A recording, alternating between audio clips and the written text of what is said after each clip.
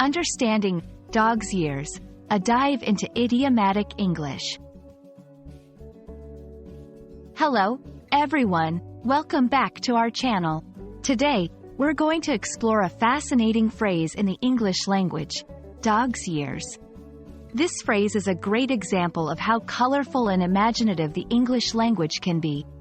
So, if you're ready to expand your English idiomatic knowledge, let's dive in.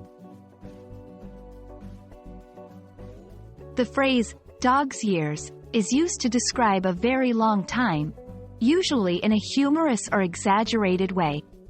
It's based on the idea that dogs, particularly pets, age faster than humans.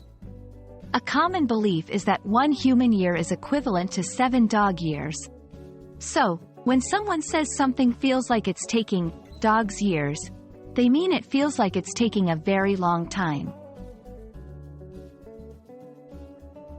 To understand this phrase better, let's look at some examples.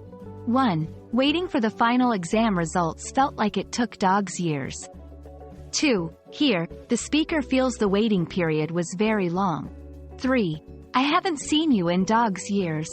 4. This means the speaker feels a lot of time has passed since they last saw the person.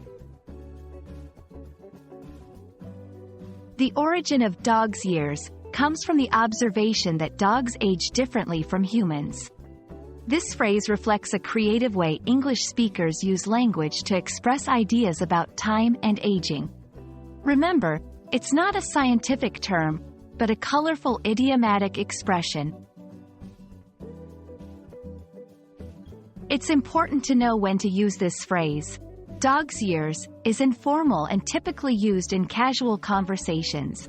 It's great for emphasizing that something took or feels like it took a long time, but it might not be suitable for formal or professional settings.